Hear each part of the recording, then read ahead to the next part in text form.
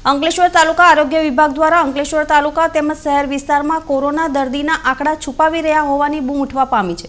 તેમજ અંકલેશ્વરના દર્દીઓ અન્ય જિલ્લામાં સારવાર માટે ગયા હોવાની માહિતી અંકલેશ્વર આરોગ્ય વિભાગને આપવા છતાં કોઈ ધ્યાન આપવામાં ન આવતા લોકોના જીવ જોખમમાં મુકાયા છે। प्राप्त माहिती अनुसार अंकलेश्वर तालुकामां तेमज शहेरमां वधता जता कोरोना केसोने लई अंकलेश्वरना नगरो चिंतित छे। तेमज रोज रोज अंकलेश्वरमां कोरोना वायरसना केसो वधी रह्या छे, त्यारे आरोग्य विभाग द्वारा कोरोना वायरसना पॉजिटिव केसोनी संख्या छुपाववामां आवी रही होवानी बूमो उठवा पामी छे। तेमज अंकलेश्वरनी अन्य जिल्लामां कोरोनानी सारवार माटे गया होवानी माहिती अंकलेश्वरना आरोग्य विभागने टेलिफोनिक तेमज व्हाट्सएप द्वारा આપવામાં આવતી હોવા છતાં કોઈ ધ્યાન આપવામાં આવતું નથી। જેમની માહિતી આપવામાં આવી હતી તેમના પરિવારની તપાસ પણ કરવામાં આવતી નથી। જે દર્દીની માહિતી તાલુકા આરોગ્ય વિભાગને આપવામાં આવી હતી તેમનું 2 દિવસ બાદ અવસાન થયું હતું।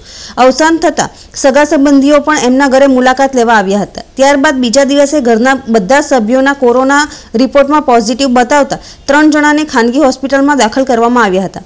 આરોગ્યની બેદરકારીથી અન્ય કેટલા લોકોના જીવ જોખમમાં મુકાય છે। તેમજ વાત કરીએ તો અંકલેશ્વરમાં તારીખ 10 ઓગસ્ટના રોજ સમી સાંજે અંકલેશ્વરના 23 લોકોના પોઝિટિવ કેસ આવ્યા હોવાની યાદી સોશિયલ મીડિયામાં વાયરલ થઈ હતી, જેમાં અંકલેશ્વર શહેરના એક જ પરિવારના 5 સભ્યોના કોરોના રિપોર્ટ પોઝિટિવ આવ્યા હતા, જેમાંથી 3 દર્દીઓ ભરૂચની વરિયા હોસ્પિટલમાં દાખલ થયા હતા અને 2 બાળકો હોમ ક્વોરન્ટાઇન હેઠળ રાખવામાં આવ્યા હતા। તેમ છતાં 11 તારીખે અંકલેશ્વરમાં 14 કેસ બતાવવામાં આવ્યા હતા, જે સ્પષ્ટપણે દેખાવામાં આવે છે કે અંકલેશ્વરના કેસો છુપાવવામાં આવી રહ્યા છે, જેનાથી લોકોના જીવ જોખમમાં મુકાઈ રહ્યા છે તેવો ભય પણ થઈ રહ્યો છે।